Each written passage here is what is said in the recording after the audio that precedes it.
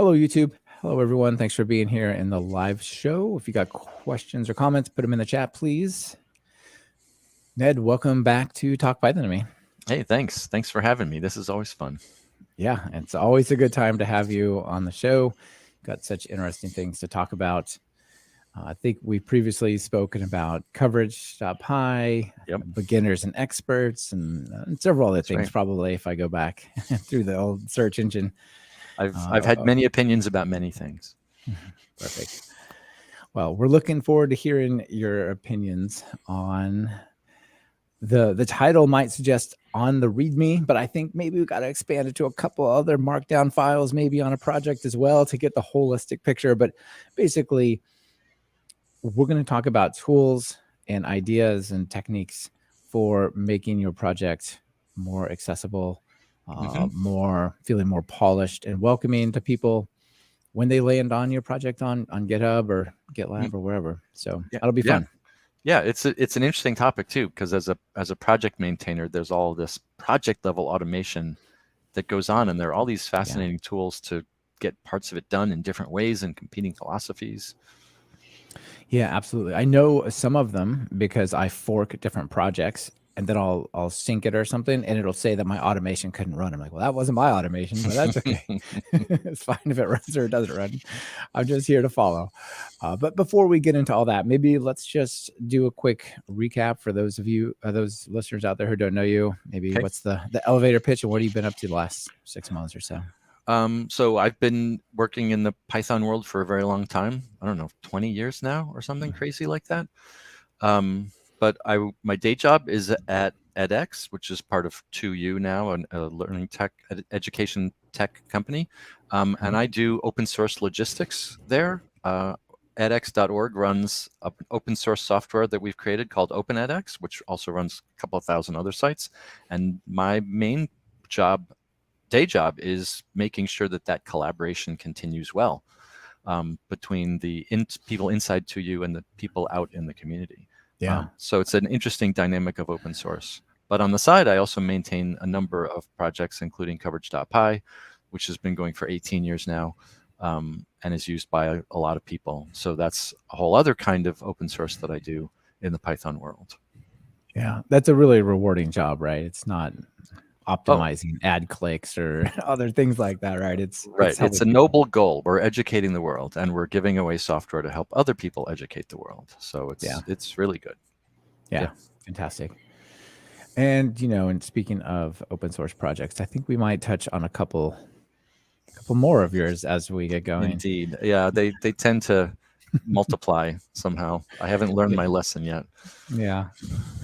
Just got these puppies running everywhere. I don't know what's going on. Exactly. They breed. I don't know when it happens. They breed. Exactly. All right. Well, let's start off with one. I don't know if you're familiar with this. README.so. I don't know what the SO stands for, but I think of this as README as a service.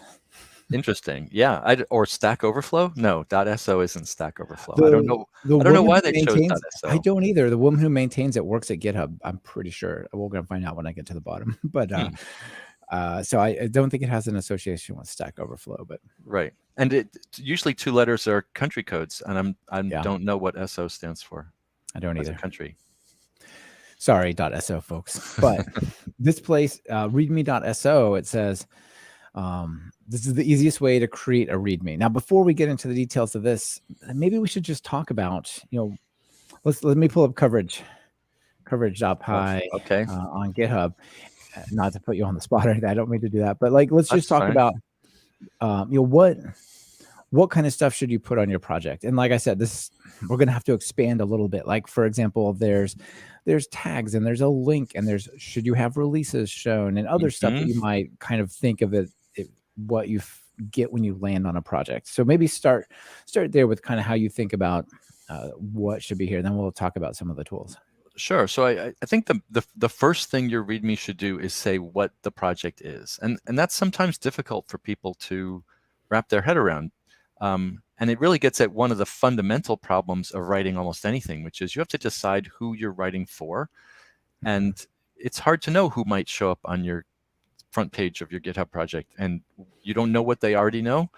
and so you don't know what you have to tell them. So it's a little bit tricky to get all that information out there. But for instance, under About here, it says the code coverage tool for Python, which was the sort of pithiest, shortest description I could come up with to say what is coverage.py. And I think that covers it pretty well.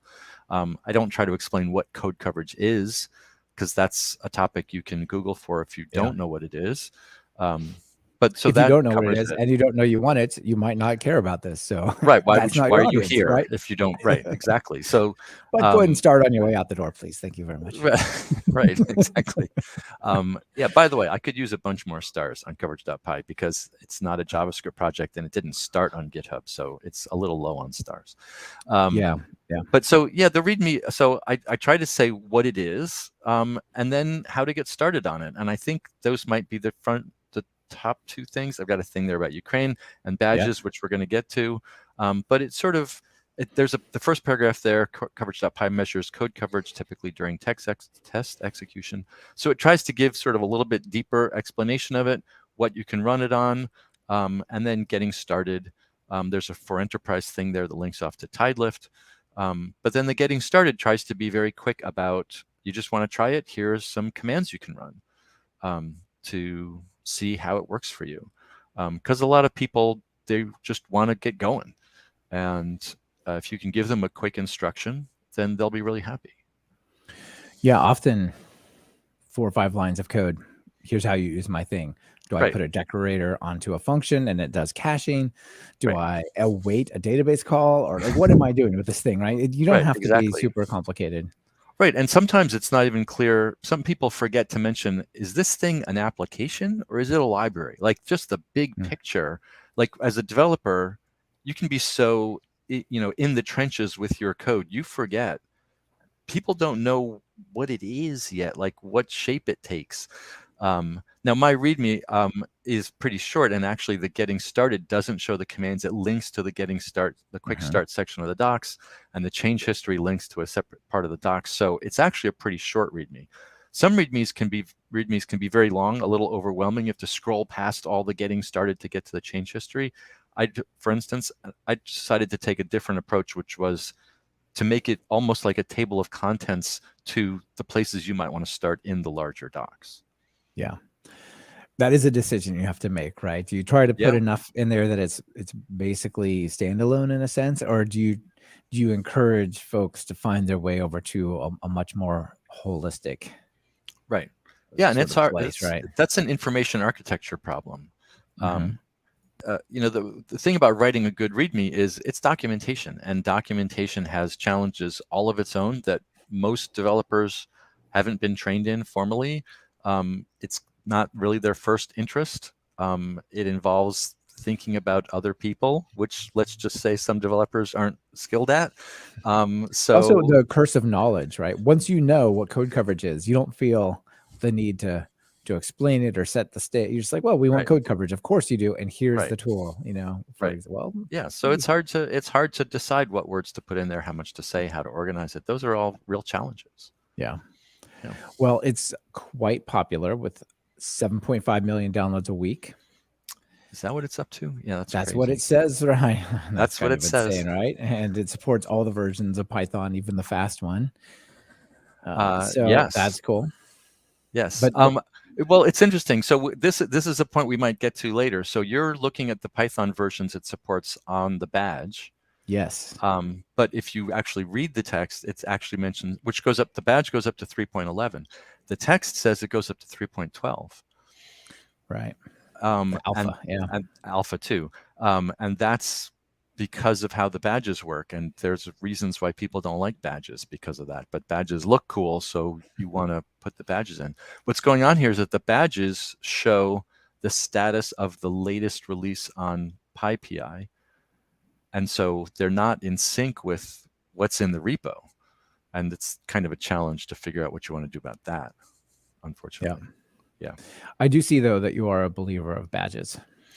I kind of got into badges. There's, what do we got on the screen here? 6 rows of badges, which honestly is a bit much, and I should probably I mean, it's just kind of a mosaic of green and blue at this point, and it's But kind of I'm hard kind to of get rid of. excited to see that you have a Mastodon badge. It's the newest one. I put a Mastodon badge on there exactly because that's the new crisis is moving from Twitter to Mastodon. So I'm finding Mastodon to be a really nice place. I mean, sort of it is. sidebar for a second. How are you Um, thinking about this whole Twitter, Mastodon, open source community on social so media yeah, thing? I'm looking at it as an opportunity to try out Mastodon.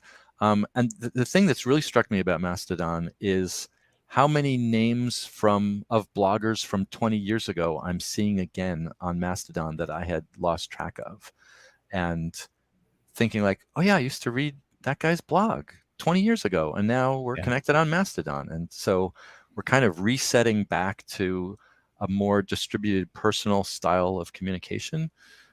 Twitter was great in that everyone was in one place, so it was kind of easier to find people. But Mastodon feels a little bit more like old internet.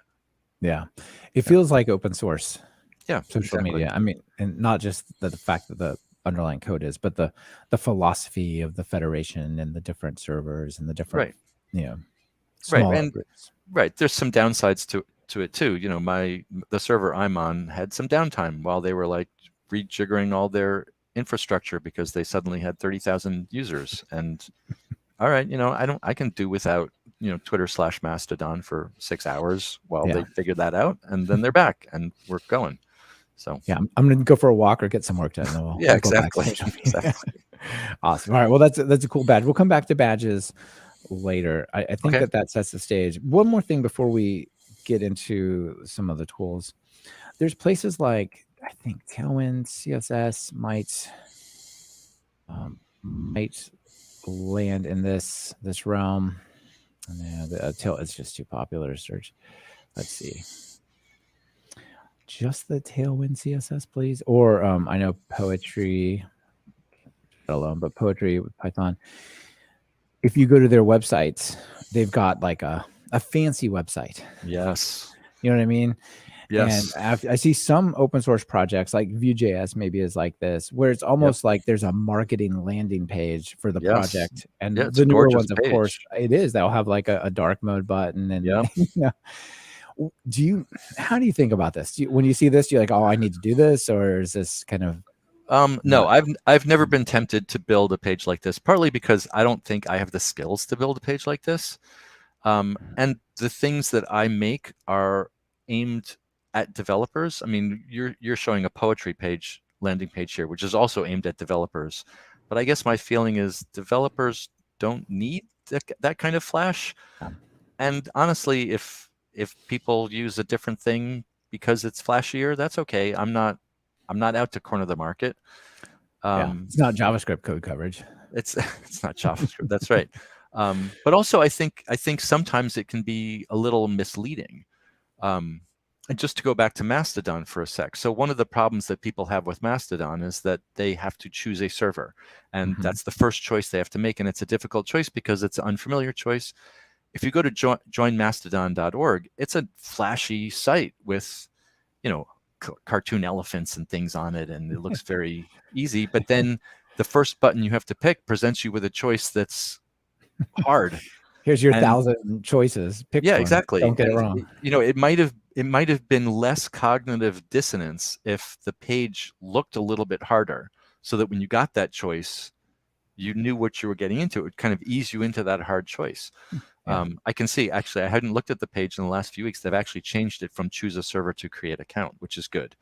Yeah. Because Okay. that feels more like what you're doing is creating an account rather than choosing a server. And But you it click kind of create walks you account and you're on the through page that says servers, which, yeah.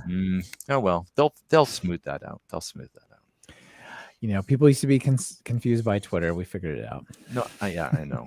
But I agree that it's an interesting kind of marketing angle for software, which is a little bit weird. Right. Now, but I should say, so coverage.py does have a mascot, which was drawn by my son.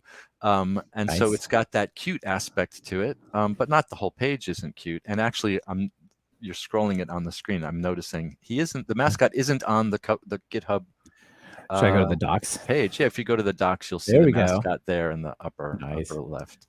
Very cute. Sleepy Snake. Yeah. Um, So I've got a little bit of that, but that's because I've got a son who can draw like that, and he made me a mascot. If he hadn't done that, I wouldn't have anything cute on the page. Yeah, covered with a blanket. Got it. Yeah, he's So relaxing because he knows his tests are all covering his product, and he's sleeping well. beautiful. Okay, well, I think that sets the stage for this conversation pretty well. Okay. Let's talk about README as a service.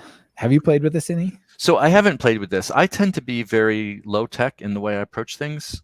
Edit some text files, build some tooling to make the result you want, and get going. So this Here, I'll looks pull like up a the. good way to get started. Like if you don't know what to do, this looks like a good on ramp. Yeah, So it looks great. If that's the way you like to approach things, definitely do it. My philosophy is any way you can get a good README is a good way to get a good README. So if this is going to help people, then I'm all for it. yeah.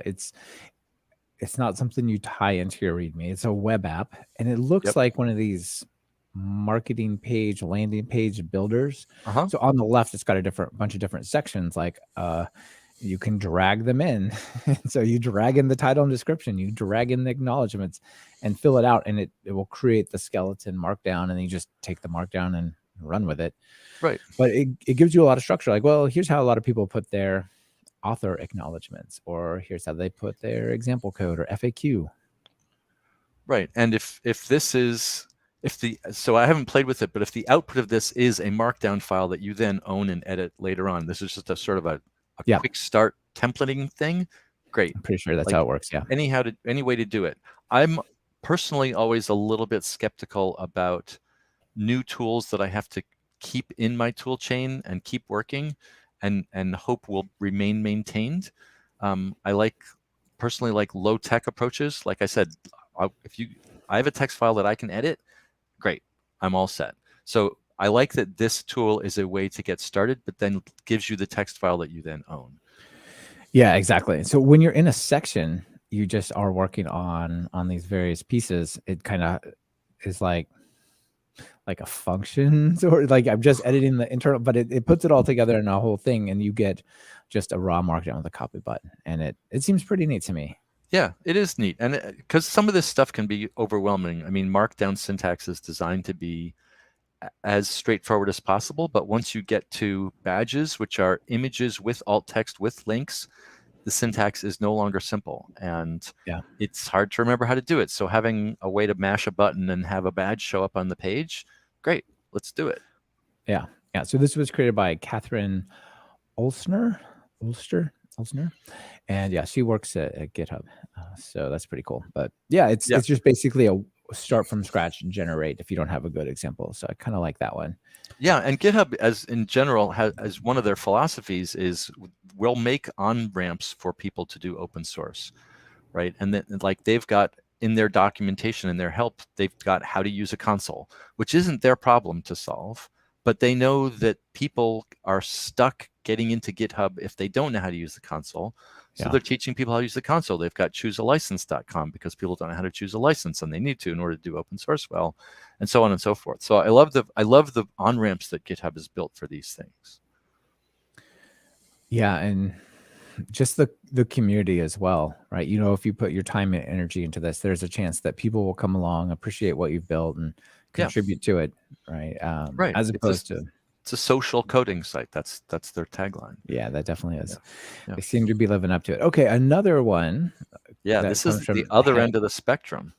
This is the other end. There's a couple of other ones here. This is from Hinnick. This is your fancy project deserves a fancy pants README based on Hatch or with Hatch. Right. Yeah. So what do you know about this one? Have you done anything with it? Well, so I looked at this a bit, and this looks like I said, the other end of the spectrum. So readme.so is kind of a visual graphical way to get started. Mm-hmm. This thing by Heineck Schlauach is a templating tool where you can automate the putting together of your README from different bits of information from all over your repo. And it is a little bit overwhelming how much is there. you look at the examples and you're editing .toml files with like Yeah. 5 Yeah. dotted nested sections to get the right pieces in place. There And I we go. totally understand this because I have built tools like this too, where I thought, you're a developer, you can write me a regex when it comes time to tell me what to do. So I totally understand this, and I need to look more at it because it looks like it solves some problems that I might be facing myself. Okay. And my own, like if you look at the coverage.py repo, there's a lot of custom tooling to do these sorts of things. And if I can find other people's supported tools to do the right things, I would like to use them. I mean, like I said, I tend to spawn new side projects when I need tooling, but that's not a scalable solution to things. I should use other people's tools more. If they built some good ones that are out there. So here, let me see if I can find a section. There's a little part. And the impressive thing, so when I first came to this, I thought, I haven't heard of this Hatch Fancy PyPI README project, but under showcases, the black README is built using this tool. And that's a fine credential right there that the black project is using it. Yeah, absolutely. As well as a bunch of others. Yeah, struct log and JSON schema. Yeah. Yeah, so maybe I could read this one paragraph, and this might give people the sense. Do you want your PyPI README to be the project README, but without badges, followed by the license file in the changelog section only for the latest release? Well, you've come to the right place. Right. So it's like, yeah, he's got this whole assembly line model of there's already a bunch of information out there. So don't copy it around. Don't try to write it in two places. Instead, have a tool pick up the information and then put it together into the README, which is what you want. And I totally understand that because I've done some of that kind of tooling myself in my projects so that I can put a piece of information in just one place and then it goes to where it has to go to be read. It's a bit like a static site generator. A bit. Yeah. The thing I still haven't wrapped my head around here is that what feels like it could be one template.md file or something that says, grab this from there and that from there is instead in your pyproject.toml sections. So you don't end up with sort of what looks like a readme.md file with callouts to where the information should come from.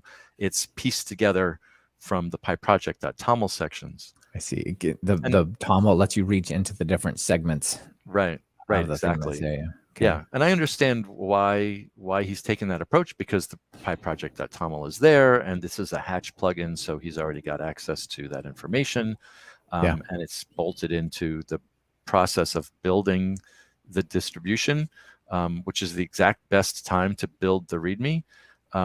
So it's cool that he's explored it this way. I have to take a deeper look at it to see if it would fit in with my workflow. I don't use Hatch. Yeah. Hatch is nice and Hatchling is nice, and I've done a little bit of work with it, and I can see why if you're already working in that mode, how to kind of extend it. Absolutely. Yeah. One of the problems with coverage.py, which is my main side project, is because it's 18 years old, there are bits of it that are using the latest, greatest technology as of 15 years ago, and because it's just kept working, until it breaks, I'm not going to go and fiddle with it, or until I'm interested in fiddling with it, I might fiddle with it. But there's a lot of stuff that's just old and weird and just keeps rattling. For such a highly used project, I can see the danger here, but have you considered, or have you run it through things like Flint to convert all the strings to F strings? Or some of these like upgrade to the latest idioms where you can say, I want it to be 3.7 and above, and anything that's older than that, kind of rework it. I have used PyUpgrade on it when I dropped 2.7, which was a couple of years back, and there are now F strings all through it. But for instance, I don't use Black. There is a pull request to add type annotations to it, but it's a big project that it's not gaining the momentum it needs to get done. So I tend to let sleeping dogs lie where it's working. Or if I don't know what I'm going to get out of it. For instance, I use opt-parse to parse the command line arguments, and that wasn't even the right thing to use in 2.7. That was the old thing that argparse replaced. But it still works. It's still in there. Parse, it's fine, So yeah. So sometimes there's no value in Right. and possibly adding bugs to something that you don't intend to touch at all, right? Right. Exactly. Now, but maybe if we were to say, like, we're going to really dramatically expand the way that it can take arguments and do things, well, then maybe all of a sudden you are like, we could get more flexibility with the new thing. But if you're not going to touch it, then just Right. let it be. Yeah. Right. All right. Let's get to the next one here. Shields.io. Yes. If you want a badge, come to the place. Shields.io, they will make a badge for you. And this Shields.io is a very impressive service, I have to say, because they give you lots of ways to make badges, including ways that I didn't even understand they could do. I found this out when I made that Mastodon badge, that you can tell Shields.io to go and grab some JSON from some other website and extract data from that JSON response and include it Oh, in your wow. badge. So you Right. just call the Mastodon API, public API, to get Yes. stuff To about get like your account and pull Yeah, it. if you look at my Mastodon badge, which is on GitHub/NedBat or on the coverage.py page, it has my count of followers, and that's coming from a JSON response from the Mastodon API on my server, on my Mastodon server. And then Shields.io is incorporating that number into the image that it then serves to GitHub to display into the README. I don't want to think about how many computers are actually involved to get that stupid number on that page, but it's very I sure hope impressive it's that they cached can do all somewhere. that. I hope so. I don't know. Yep. How interesting. Yeah. So But they've we got a could put bunch of all these. sorts of things, right? Yeah, go ahead. Yeah, they've got a bunch of these pre-built badges that can tell you all sorts of things, like what version of your project is current on PyPI and what Python versions it supports and what your license is and all sorts of things. It's very impressive. Yeah, and it supports not just Python, but I saw Node.js, Oh NuGet, yeah, PowerShell. There's yeah. stuff that I don't spend as much time on over here. There's things I've never even heard of that it shows here, and SourceForge. it doesn't even they don't even document all the things it can do. I mentioned earlier that the badge on the PyPI page will show the status of the latest PyPI release, which means if you go back 10 years to the coverage.py, version 3 release, there's a badge on it that shows you that it supports Python 3.11, because the badge is showing you the most recent release, even though you're looking at the badge on the 10-year-old release. There's a syntax in Shields.io that will let you say, show me this factoids as of this particular release 3.0. I see. And they don't document it, so I didn't realize I could do that. So there's an awful lot going on in Shields.io.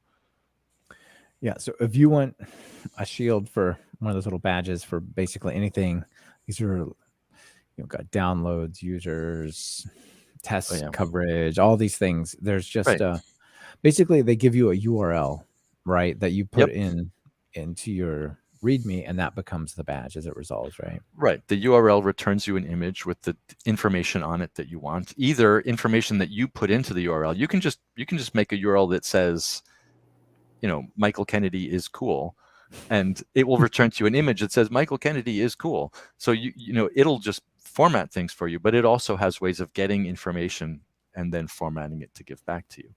Okay. You probably could put this personally onto places, not just on your project, right? But maybe on your GitHub profile potentially. Absolutely. like the social. I'm embarrassed to talk about how over automated my GitHub profile page is, but I love it. All right, shields.io. That's a section for the live badges. This one is hot off the presses. Let's see if we can find. Oh, it says initial commit. We got it 10 days ago. Will McGugan of Rich fame, Rich and Textual, put out a tool to generate a GitHub flavored FAQ.markdown document. This is pretty neat. Yeah, this is a tool. I just took a quick look at it. It's in a similar vein that you want to make little bits of information in a convenient way and then have it published as a monolithic piece of information. In this case, he's talking about FAQ questions. And I think he said somewhere here, I got tired of answering the same questions over and over, so I made a tool to make an FAQ or something like that. Yeah.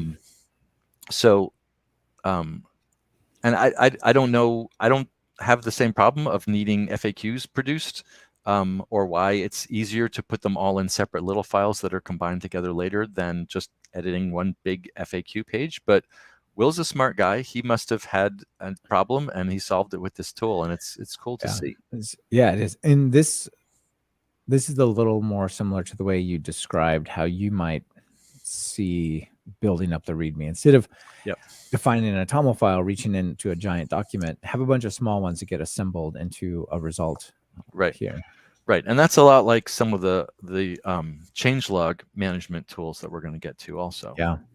One of the things that prompted Will to do this, he says here, is people will ask the same question over and over. And he in issues, and he's like, I just can't answer it again. How to make a table, you know what I mean? Or can I make a table? Yes, you can make a table. Here's the link, whatever that is. So it has fuzzy matching on suggest. So I think this is why it's separate, because you can put alias questions to the frequent question. And then you can just on the terminal, on the shell, you can say factory suggest. And if you have some kind of input to it, like I took the question that somebody asked me and I want to point them at the thing, so I can just jam that into the terminal command, and it'll go, actually that matches over to this FAQ response. I see. Yes, and I think that's the idea. And he says that it's designed to be used with a GitHub action to post an automated response on an issue. I guess is the point, is that if he's getting a ton of issues that all need to be answered, instead of saying go and read the FAQ, he's automated the process of putting the answer right onto the issue, which is cool. I didn't realize that aspect of it, so that's very cool. Yeah. So this is all of 10 days old. People can check that out if they want. Hot off the presses, torn from today's headlines. Exactly. We talked about contributions and how people appreciate getting credit for participating. Like I'm sure there are people who have closed a small issue or found and fixed a small bug in coverage.py or added a small feature and feel really proud of that, right? But they would feel more proud if you acknowledged that they did it, right? Not just, well, I accept your PR, right? Of course. Right. So tell us about this all contributors. Yeah. So what this is a GitHub bot that on an issue, you can say, at all contributors, add Michael Kennedy to the bug fix sections of the contributors, because he did it right here in this issue that we're talking about. And that's really cool, because it, I don't use this tool. Like I said, I tend to be very low tech. I do acknowledge my contributors. I'll mention them in the changelog, and I have a contributors.txt file that lists everyone who's contributed in some way, and I will hand edit that. And it can be, I have to remember to put it over there and put it over there. I don't get so many contributions to coverage.py that it's a burden, and I kind of actually like that little sort of moment of zen of finishing the paperwork and crossing the T and dotting the I's. But if you're on a big project where you are getting a lot of contributions, I could see how doing this with a bot would be, save you that little bit of work that could become a big amount of work. And you don't want to skip it, right? Because like we said, it seems like a small thing to us, and maybe like, I don't want to have to bother, but it's a huge thing to the contributor to have their name mentioned. Yes. Yeah. And maybe not just a pride, maybe they get a job because of it, right? Yeah. They can say, I'm getting hired to work on Flask. Look here, I'm listed as a contributor on Flask. See, that puts me above 99% of the other people applying. That's right. The internet is the kind of place where when you get a little connection like that, you never know what it's going to lead to. Yes. There's all sorts of things that pop up because of the strangest little mentions someplace. You might get invited to be on a podcast just because someone mentioned one of your dopey little tools on that. That's right. Or you might even start a podcast. You might even start a podcast. Yeah, watch out. There's danger ahead. And then you're really in for it. So the way that this allcontributors.org bot seems to work, I don't use it personally because I don't have projects that are big enough to really justify this in terms of open source projects. But in the comment on an issue or on a PR or one of those types of things, you can just say, at all contributors, please add at GitHub name of contributor. And then it says for design or for bug fixes or for documentation, and then the bot says added them Yep. as contributor. Yeah, That's that's really very cool. cool. Yeah. Yeah, so like I said, I have a text file. One of the unusual things I do with my text file is that when I build for coverage.py, when I build the release, if you go and look at who the author of coverage.py is, it says Ned Batchelder and 137 other people. And that number, 137, is counting the number of lines in the Okay. contributors.txt. Because I want it to be clear that, yeah, it's not just me. There's lots of people helping with this, and you can help too. Yeah, especially over 18 years. Well, yeah. All right. Getting to the part of expanding beyond just readme.md, but the broader experience of things that maybe gets their way pulled back into the README is a changelog. Yes. Are you familiar with keepachangelog.com? I am very familiar with keepachangelog.com. All right, tell people about this. So Keep a Changelog is basically an advocacy site that says you should really have a changelog, and here's what we mean by that, and why should you do it. And I absolutely agree with the idea of keeping a changelog, which is a running history of what has changed in your project.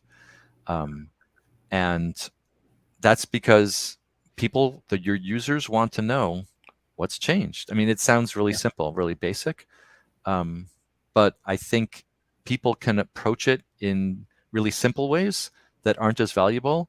And if you put a little bit more work into it, you'll find it's really, really valuable. Well, and you need to know, as a consumer of a library, is there an immediacy to this new version that I need to pay attention to? Right. Is there a risk to this new version that I should be aware of? Or do I don't care and I just leave my thing penned the way it was before, right? If it says there's a CVE where if we send the $, it takes over your server, like, you should get in there straight away. Yes, exactly. Upgrade. Exactly. Right. But if it says we deprecated this thing that you were depending upon, like, well, don't just push it. We're going to need to think about this. Right. And I think the way you just described that is really good, which is that the user of the tool, the library, the application, they want to understand, what's in it for me. Like, from my perspective, what has gone on with this library? And I think that's one of the things that's difficult for people, is for maintainers, is to put themselves in their user's shoes and think, what's changed about this that matters? Yeah. There are some auto-generated changelogs that, for instance, just put all the git commit messages in the changelog. And those drive me nuts because they're telling me all sorts of things that I don't care about. I don't care that you restyled, changed all the spaces to tabs in some file. That doesn't matter to me. That's just noise. You're burying the lead by telling me stuff that doesn't matter. So Keep a Changelog is a good, like I said, advocacy site. They have their guiding principles. Changelogs are for humans, not machines, things like that. And they advocate for marking your commits or marking your changelogs, putting them into sections of what's been added, what's been changed, what's been deprecated, so that people can zero in on what matters, right? Deprecated means I can't use the thing anymore and I need to make a change. And security means I really better get on this or I might be in trouble. So it's good to highlight those things and put it into the user's perspective. Yeah. I like the guiding principles here about it's for humans. Every version should have one. The release date should be specified. It's easy to just say, well, version 2.1 had these changes. Like, well, wait a minute. We're on 3. Like, was that last week or 5 years ago? I need to know, put in the how date. Relevant. Yes. Date things. I mentioned my son doing art. I always told him when he was a kid, put the date on the picture so I'll know how old you were when you made the picture, and he never wanted to do it. But changelogs, you can put dates on things. Like you said, you don't know how long ago something was. Yeah. You don't have to go back and diff the thing to figure out when it was committed. Right. All right. And we've got a chat from a viewer talking about creating changelogs like as a good job for AI. And these days, I don't know, 2022, not only is Twitter versus Mastodon, but GP, what's it called? The AI thing? GTP3, I think. Yeah, that something like seems that. to be amazing. And I can probably retire soon because it's going to do my job, I think. Yeah. Just I don't know. Yell commands, just yell stuff at the computer from like the couch. Computer, make it better. Website. Just make it better. It'll Scale the website, computer. Exactly. No, that's a good point. And Mario out there says it's called Skynet. Yeah. There are some amazing tools, like a bit of a diversion, but there's like this thing called Jasper that a friend just told me about. And what you do is you write. It's like Google Copilot for writing Yeah. content, and there's a bunch of crazy It, things out there. yeah, it is. We've seen a complete change in the progression of things, and it's astounding. It is. All right. Well, let's get to one of the first tools that got you recommended. The reason I invited you is because I asked people for general recommendations, and they kept recommending your tools. I'm like, all right, well, I should just have Ned come on the show to talk about this. I'll just come and talk about all of it. Sure. All right. So we saw the keep a changelog ideas, but that's in theory, not in practice, right? Mm-hmm. Right. The keep a changelog just says, look, you should write this stuff, and here's how you should write it. It's not a tool. It's just encouraging people to do a good job. Excuse me.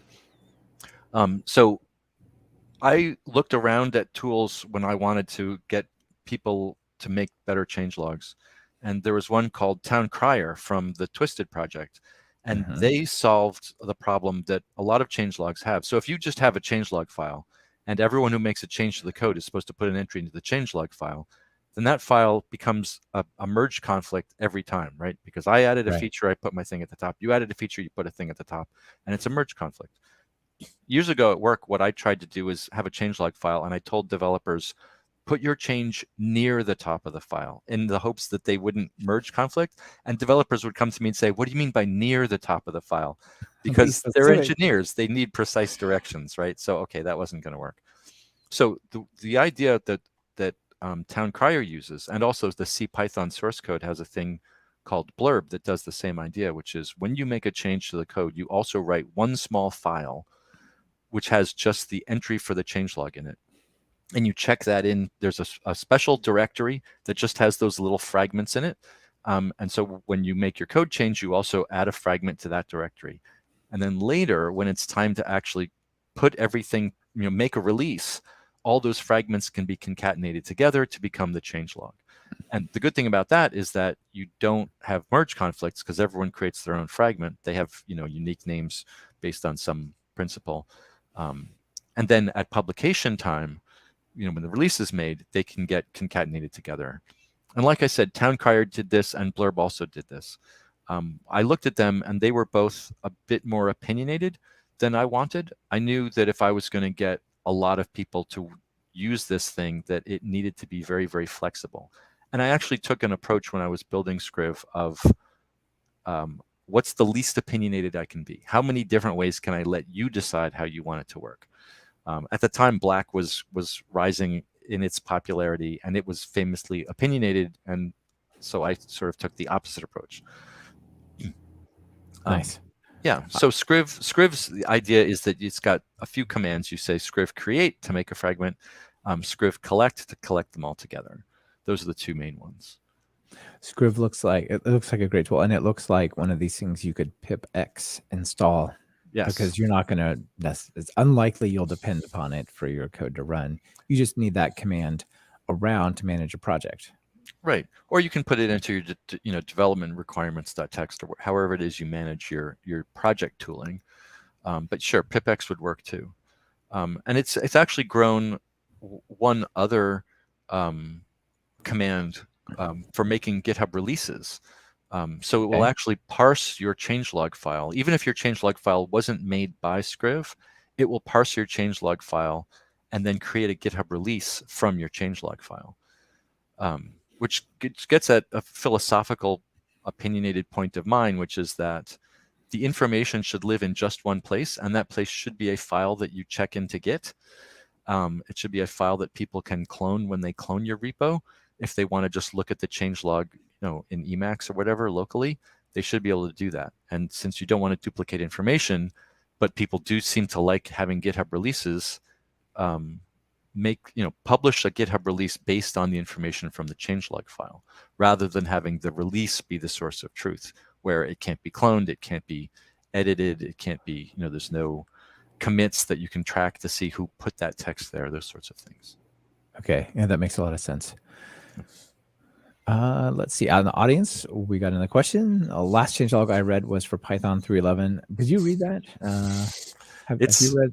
It's a bit of a novel. well, yeah. So the C Python developers have taken to heart the idea, and I make it sound like this is a recent development. They've always done this. There's a Python 3.11 has a what's new in 3.11, and they tend to be very, very detailed about putting stuff in the what's new document. And like I said, they've got their own custom tool called Blurb, which is how C Python core developers, they write what are called news entries, which get created as small files in a dedicated directory, and then those get aggregated into the what's new document. Yeah, there in that changelog, there's 180,000 words. Yeah. A typical novel is like 80,000. So that's a proper changelog right there. There's more information there than any one person needs, but everything that's there, someone does need. That's right.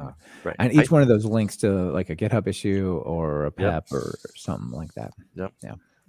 And there's a lot of those. I just noticed, I think it was today that they got GitHub issue number 100,000 in the CPython repo. Oh, wow. Okay. That's Yeah. major. Yeah. It's been chugging along for a while. Yeah. All right. So this looks like a great idea.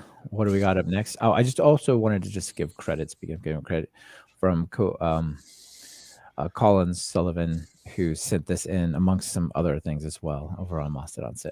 So thanks for sharing that. This is another one. I'm going to go quick because it's not a Python tool and it's actually in a technology I've never heard of. Maybe you've heard of it, Ned. I hadn't heard of this. So this is called Changelog Manager from Masukomi. And it's interesting that Masukomi is one of those bloggers from 15 or 20 years ago that I'd lost track of and suddenly got reconnected to on Mastodon. And when I asked about, I got a little petulant on Mastodon about a changelog that I found completely useless. And he chimed in with a long thread about how aggravated he is by changelogs and how hard it is to get people to do them well, and pointed me at this tool that he had written about it. Yeah. It looks like a cool tool. People can check it out if it works well. It's written in a language technology called Crystal. I don't know. Makes me feel old all of a sudden, not even know that that's a language. I don't know. But wait, hey, look. There's Colin. Colin's out in the audience. So hey, Colin. Hi, Colin. Yeah. Thanks for the recommendation. You got me on here. Yeah, absolutely. So anyway, this is a cool project here, and people can check it out. And yeah, it's got a lot of the philosophy of how you should do it, how you shouldn't just have commit messages. I remember hearing about tools that would look for swearing and other kinds of frustration in commit messages and not allow those particular messages to get into the changelog. Yeah. But I don't think that, as you pointed out already, that individual commits are generally the right granularity. They're right. Commits definitely are not. Some of these tools will aggregate your pull requests to be the changelogs, and that's a little bit better because they're larger grained. But even so, I think there's real value in hand curating your changelog. Start with a list of pull requests, but then take a look at it, reorder them so they make some sense and tell the story.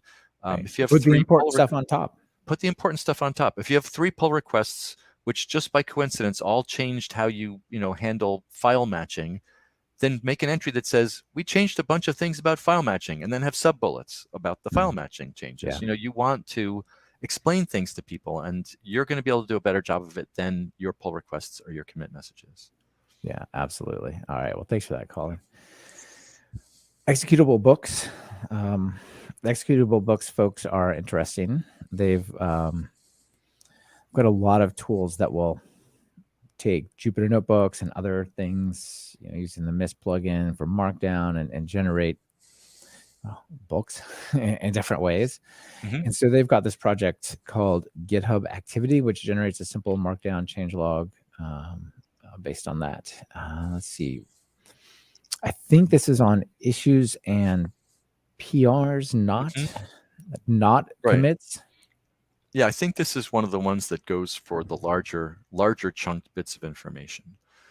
which, like I said, is good. Commits are too small. It's still the issue is still that when you write a pull request, what you're writing about mostly is something that your reviewer needs to read, right? So Yeah. you're really addressing your collaborators rather than your users. I mean, ideally, your pull request would include all of the user consequences as well, but it's also going to talk about what your collaborators need to know. So different audiences, different information.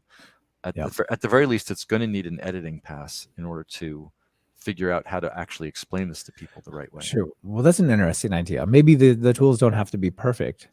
Maybe they could say, well, here are the 10 things in terms of PRs and issues that have changed. Mm-hmm. Now just rewrite that for humans Right. with a different audience. That Yeah. I still mean, could be valuable. yeah. Collecting up all the information, that's great. I just think it needs a human touch. I know Yes. that's controversial in these days of AI, but I think humans can do a good job writing stuff. Yes, indeed. As we say, GitHub Copilot, write me a no, whatever. Yes. So the next one we come to is Dinghai. Dingy. How Dingy? Okay, Dingy. Got it. Just like a Dingy. little boat thing. The Yeah. little boat. That's right. Okay. Yeah, so this is a tool that I wrote, and it was interesting because when Colin mentioned this as a tool for changelogs, that's not why I wrote Dingy. Dingy is designed to give you a daily digest of GitHub activity, which, by the way, is why it's called Dingy, because the DI stands for digest, and there's a GH in it, which stands for GitHub. And I looked through words that had those pairs in them, and Dingy popped Nice. out. It's got a Y, which is like half a Python for And it's pi. got So. and then you can backfill the marketing slogan of your lifeboat on a sea of information or something like There that. you go. I love it. So Dingy gives you a digest of your GitHub activity. I was finding at work that I had to track lots of issues and pull requests, and there were lots of repos where I wanted to know what was going on, and so I found it useful to just summarize the activity on issues and pull requests across repos. And it's just This a is good nice. way. Yeah, you in the morning take a look what happened in the last day. Oh, I should dive deeper into that one. I can click into it and go read the real issue. But you just can get a quick overview. But I can see how. So I use it sort of on a daily basis. But I could see how you could take this and get a digest of the last 3 months, and then use that as at least a guide to where to get the information for a changelog. If not, pulling information right off of it. It seems real helpful if you work on a team, especially if you're the team lead or kind of a manager type, and you're like, all right, just need to see what's happened on these 3 projects this week. Exactly. Just hit it. Right. That's what it's for, and it's satisfying to hear people think of other uses for it. That's the sign of having built a useful tool, is that I meant it for one thing, but then someone else sees, oh, I could use it for that too, and that's very gratifying. I could see it at the end of a sprint, like the Mhm. sort of postmortem burn down type of thing. Yep. Yeah. Okay. Cool. You mentioned Blurb. I'll just put a link to the Blurb project, the tool as well. This is the CPython prolific writer. Yep. There's this idea of building the changelog from small fragments is something that's happened a number of times, and I think it's a great idea. I think it's the right way to do this kind of work. Yeah, agreed. One that comes, is this GitHub itself that does this? No, it is not. There's a thing called Release Drafter, and it drafts your next release notes as PRs are merged into a master. Okay, so I haven't used this, but this is another case of things going into GitHub Actions, and I'm fascinated by this whole thing. As a project maintainer, I feel like there's sort of 3 large buckets of work. There's the building the product itself. I don't mean product to sell, but like coverage.py is a product. Yeah. There's maintaining the test suite for it, which is, if you've got a large test suite, is a whole endeavor all to itself.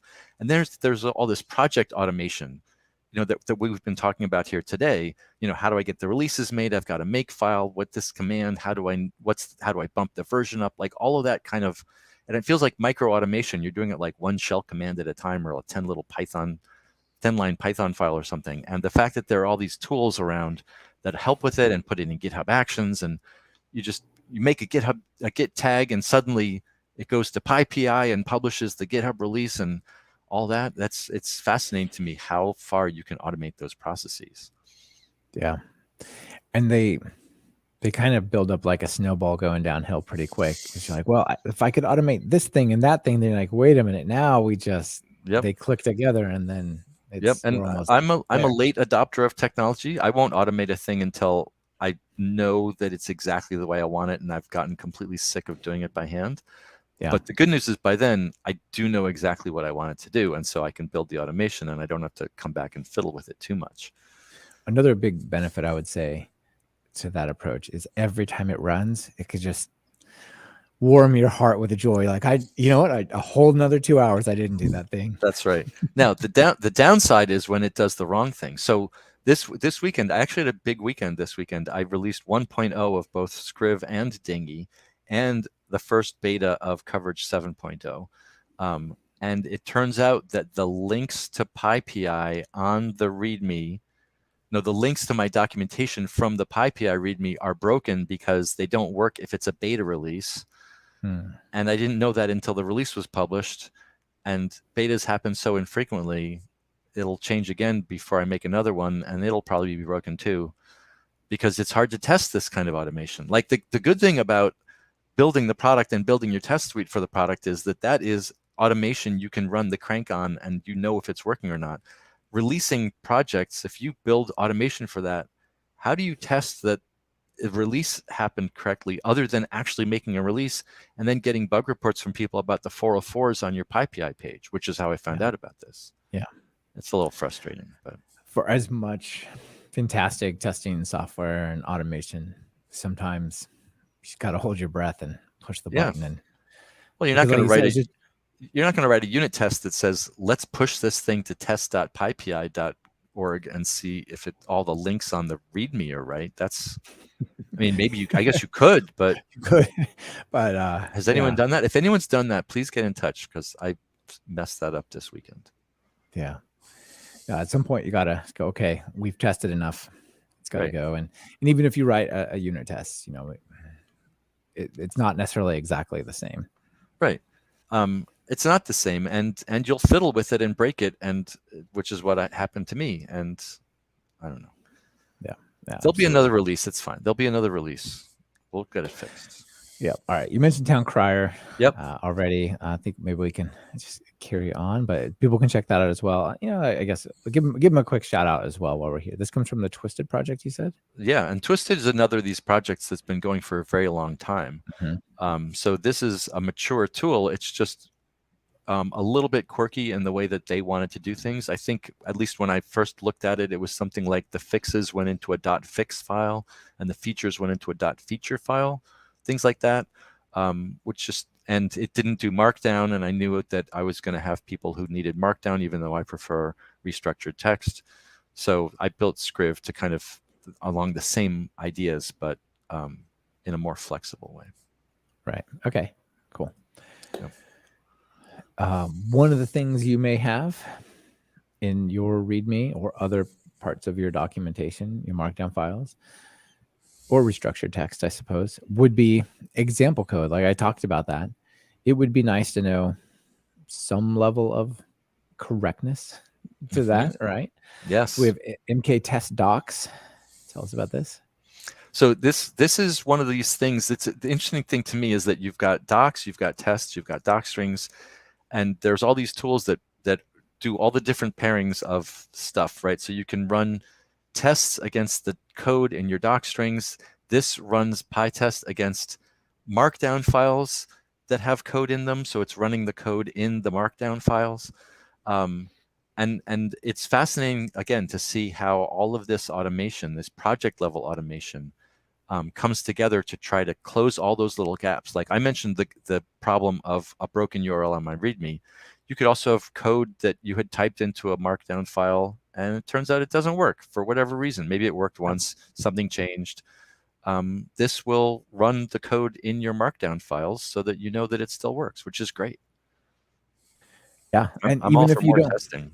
Yeah, well, even if you're not actually trying to execute it, and like I'm asserting that my example returns 7 because maybe it says connect to a database and do other crazy stuff, it could at least be syntactically valid, right? It could look at it and go, I loaded that up and I parsed that function and it didn't die. That's a start. Right, exactly. There's levels of testing, and like you said, that it can get very complicated to do full testing of some kinds of code. So how do you test your Markdown, your README.md? Well, see, I fire up a series of a cluster of Docker containers using Yeah. Docker Compose, Oh, and then we can run the one example, and then it's good. right. Yeah. If there's a tool out there that launches missiles, I don't want to know how you're testing the code in your README. Yeah, there's another one that is a little bit tough to test. One of the things that's interesting, by the way, this tool comes from Vincent Warmerdam, that it deals with multiple code blocks. So if you do the language specifier in Markdown, so the triple back tick, and then you say the word Python or JavaScript or C# or whatever, that'll tell the formatters, format it like this, right? It's this type of syntax you should see. So if you do the Python one, it will run those, and it'll also do bash as well, I believe. But what's interesting is you could have a and here's how you set it up, and then here's how you call it type of series of code blocks, and it will run all the code blocks. Or you can actually say, remember what you saw before, because that was the first half of what you need to do the second half. Yep. Yeah. Because you're trying to tell a story. This is like a Jupyter notebook where you're interspersing code with commentary and then more code, and you need the multiple blocks of code to all be executed together, or one after the other. You need the first one's results in the second one. Yeah. I certainly appreciate don't completely repeat yourself every time in your code example. Right. It would say you get started by importing this, and then you would create a class like this that derives from. You wouldn't want to have import right over and over, right? So yeah, this is cool. I don't use this one either, but it definitely looks like something I could see adopting. Now here's something called Shed, which is not exactly what I want to talk about, but it's for formatting code. So it runs autoflake, it runs PyUpgrade. You mentioned that before, I believe. For upgrade, you can specify a version. PyUpgrade me to Python 3.8, but not further, please. PyUpgrade is good. Yeah. Yeah, it runs black. But what I do want to talk about is it runs blacken docs, which formats the code in the doc strings and in your docs. Yes. Which again is one of those pairings of let's put this tool into that thing and have it do just a little bit. Yeah, I would say this is super hard to get just right, because you want to format code. And one of my Markdown editors, if I highlight some code and I hit Shift Tab to unindent, it'll put everything just to the left. I'm like, no. This is Python code. It has to have the space. You can't just put it all to the left. Like undo one level, right? Things like that, where it's just like, oh, this is not quite formatted right. Just running this, maybe even as a pre-commit hook, would be glorious. Just like all of my code in my examples in my triple backtick Python becomes blackened. Yep. And if you're using black, then you really want it everywhere, right? You've given up control of the formatting of your code willingly. You see the value of it, and you just want it everywhere. And this is great for getting it into your docs too. Exactly. Like there's gaps. Maybe your Jupyter notebooks don't have black formatter. Like get it in there, get it into the docs, get it everywhere. Yeah, getting your README. Cool. Okay. Let's see this one. Yeah, another person gave a shout out to your next project here. This is Sai Galamardi said, hey, we should check out Cog. Yeah, Cog is one of those tools that I wrote a very long time ago to do one particular thing, and it ended up being useful in lots of other ways. Basically, Cog is a way that you can make a text file like a readme.md and put little bits of Python in the middle of it, not because you're trying to display that code to people, but because you want the results of that code to be part of your document. A little bit like a Jinja. Right. A template, maybe. Exactly. But it's a little bit backwards, because Jinja starts with the idea. I mean, Jinja is, well, it is like Jinja, actually. I shouldn't say that. It's just like Jinja. But instead of being HTML, you want it to be right. It can be anything you want. Jinja is particular to HTML in some ways, but Cog is completely agnostic. The bigger difference from Jinja with Cog is that the output of your code can go into the document, so that you run the document. The output of your code becomes part of the document. So sort of the input file and the output file are the same file, so that you get sort of an idempotent kind of processing of the file. So you can have a readme.md, you run Cog on it, you still just have a readme.md, but now you've got the results of the computation in the file. Yeah. So for instance, I use this in the coverage.py docs. There's a database schema for the SQLite data file that coverage.py writes. That schema is in a string in a Python file someplace, but I also want it to be in my docs. So I use Cog in the restructured text file to go and get the string from the Python code and splat it into the restructured text file, so that I know that the two are the same, because there's one source of truth and an automated process to bring it into the restructured text file. You know how they say there's like two hard problems in computer science, naming things, cache invalidation, and off by one errors. Yes. I feel like maybe a fourth one should be identifying and controlling and keeping the one source of truth. One source of truth is a big thing with me about all of these kinds of processes, where you want to make it convenient to write information, but you also want to make it convenient to read information. And so you might want to publish information in more than one place. For instance, I mentioned that my changelog is in a .rst file, but it also goes into GitHub releases because people want to read it in GitHub releases. So I get the information out of the changelog and automatically publish it into GitHub releases. Yeah. And Cog has found a lot of use. Simon Willison has been very positive about Cog. He uses it in a number of places to keep his documentation up to date. I've used Cog to an extreme extent in my GitHub profile to, for instance, grab information from PyPI where I mention what my projects are and things like that. Yeah. So yeah, Cog is one of those things that started small and it just has chugged along for a long time, and I continue to find more uses for it. Yeah, that's great. Colin says using Cog to document CLI tools is chef's kiss. Yeah, so very nice. Wow, that's very nice. All right, we're getting to the end here. We're almost out of time, but luckily we're also almost out of things to talk about. Well, we're not out of them. We're stopping. There's a lot. There's a lot. This is a small sampling. But here's one by Haidang that's awesome tools for the README profile. So this is a lot of it. Well, let's do the test. Click on their profile and see how it looks. You know what I mean? Yep. Gotta get a little more in there. So this is more of a collection, but we have READMEs for projects, but also READMEs for humans, right? You know, if you go to my account, you see a particular thing. Some people have really, fancied that up with lots of things. And this project here talks about, well, what kind of cool stuff can you put on there that people might see? I haven't looked at yours recently. What's your profile look like? Well, it's not as visual as this. It has a few badges, but I used Cog to, for instance, pull in the 6 most recent blog posts onto my page. Okay.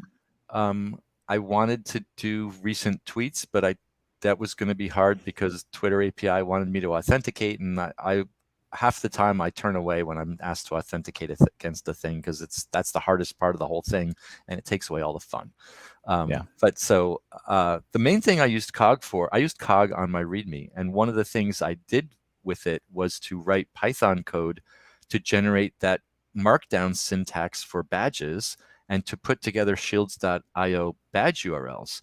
So both of those things are complicated, right? Shields.io is amazingly powerful, but how you actually put all the bits of information into the URL is hard to get right, and it's fiddly. There's like ampersands, and you have to quote them in the markdown or something. Regular expression, yeah. Yeah, I mean, it's too intense. So I wrote Python functions to put together shields.io URLs, and then I called those Python functions from the Cog code in my readme.md, and there's a GitHub action that runs the Cog on it. Whenever I publish a blog post, my blog publishing triggers the GitHub action that recalcs my GitHub README, so the latest blog post is on the top of the GitHub README. Like I said, you can take this a long way. I might have gone too far with this, No, I love it. But yeah, I it's love it. cool to see how the tools can come together and you can automate all of these processes. Again, to go back to one source of truth, my blog is the one source of truth about what are my blog posts, but the information is also on my GitHub README because I thought that would be a useful thing for people to see when they look for me on GitHub. Yeah, that's fantastic. All right, so this project here is like a whole host of things like that you could do, and I love Yeah, the use of cog and the GitHub actions just to right. chain The together. awesome tool for README profile, it's sort of like a bling catalog. Like you might It want to is a put bling. this, you might want to put this on your profile or put that on your profile. If it It's was kind of cool. 1994 and you wanted a blink tag, here's a That's whole right. bunch of That's or right. a little Easy. animated diggy gif. You could figure out where this is like. But so you get these graphs of like, what were your last year contributions over time, or like when are you most likely to? Yep. Some more badges. Like here's the latest blog posts, which is a thing that people can pull in if they don't want to do more of it themselves. Yep. How much time you spent coding in various languages per month or per week, weekly here. That's pretty wild. Yeah. I mean, he's got a lot of things here, like what you're listening to on Spotify. Yeah. Do they have email as one of your coding activities? Because I spend a lot of time in email, and I wish. Are you typing code in your emails? Gosh, You might be doing just it wrong. I'm just spending a lot of time in email. Wish I didn't. Okay, so I it's understand. got what time of the day? Are you a morning person? Are you a? It has a snake game that goes around and races like a centipede. You're right. This is very reminiscent of the early like GeoCities kind of Mhm. internet where everything flashed and blinked and looked cool and had contrasting colors and stuff like that. Yeah. So people, I mean, we're only like a third of the way through this thing. People they can give themselves trophies. They can give themselves. I think this is Stack Overflow. Yeah, Stack Overflow Yep. reputation. Yep. There's just a ton of different stuff you can put together, and I think it all comes back to besides like maybe overdoing with digging animated GIFs and blink tags. I think it comes back to your GitHub profile is a little bit like your resume, and how Yep. much can you say more than just I forked Django. Right. And I mean, the point of the profile is to let people know about you, and hopefully they'll be interested in you in whatever way you want them to be interested. So, all of these things that attract attention and let you can choose something here that sort of has your vibe in whatever way. For instance, my page is very text heavy, but that's my vibe. That's the way I am. And if Yeah. that's not for you, then you should look for someone else's profile. But if you want to know what I'm listening to on Spotify, then that's a thing to put on a profile page. So it's great. I mean, self-expression is a wonderful thing. And the fact that GitHub lets you build your own profile and that there are all these tools to do whatever you want with it, it's amazing. It is amazing. All right. I think this is probably going to be it for our final thing to cover in the README and friends. Mm-hmm. Let's close this out just really quickly with give us the 7.0 story on coverage. Oh, coverage.py 7.0. Yeah, So that's a big deal, right? I mean, if you're going to make well, that big of a number. it might not be a big deal. This is a tricky thing. So really what happened was I was looking through the bugs that people were reporting, and a lot of them had to do with it couldn't find my source file where I said it should put the source file. And I was answering with, well, you have to do these tricky things in your configuration file. And I thought maybe that should be simpler. So really the reason it's a 7.0 is because I made things better, but I also think you might have to change your settings in order for them to still work the way they used to work. Mm-hmm. So when you look at the changelog for coverage.py 7.0, there's no like amazing big thing. The biggest feature change is that when you get a text report out, now it can be in markdown format instead of in plain text format. And that's cool, but that's not like a 7.0 level feature. No, yeah. The real change is I think it's going to be better, but a few of you might have to update your settings. And I wanted to make it clear to people that that was going to happen. So I bumped the number to 7.0. Yeah, well, that seems totally reasonable. And yeah, still going strong. It's still beta going 1 strong right now. When Yep. do you foresee this becoming the pip install coverage sort of That's version? a great question. I have to admit, to be perfectly honest with you, that I have been disappointed in the past at how few people try out betas.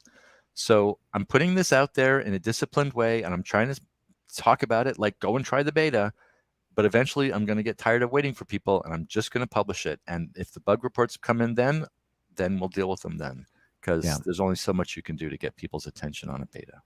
Yeah, absolutely. I can totally understand that. All right, final 2 questions before you get out of here. Yeah. Write some code with write some Python code. What editor are you using these days? Vim. Vim, right on. Yes, and I do not have any code completion plugins. Okay. I've said this before. I'm very low tech. Perfect. And then notable PyPI package. I kind of feel like we've covered a bunch, but we did cover a bunch. I've been very enamored of Rich, I have to say. It's very cool. I'm looking forward to hearing more about what textual is going to be for building terminal UI interfaces for applications. But Rich is astoundingly competent at what it tries to do. Yeah, and what they're doing on the terminal is just nuts. It is. It is. Nuts in a good way. I only discovered just the other day, maybe people don't know this, that you can, one of the Rich styles, and this is a feature that terminals support, and Rich is just tapping into it, but it gave a convenient way to do it. You can output text, that's red or that's bold. You can output text that's a link, where the word in the terminal is just, click here, and behind it is the URL you told to have it, and then you can click the link in the terminal and go and visit things. Astounding. I'm familiar with terminals detecting links, but not having a different link text than the actual link, right? That's what I'm talking about. I didn't know it could do that. Yeah, that's nuts. Yeah. Cool. Well, that's definitely a good one. All right. Final call to action. People are thinking about their projects. I want to get started with some of these ideas. What do you tell them? Think about your users.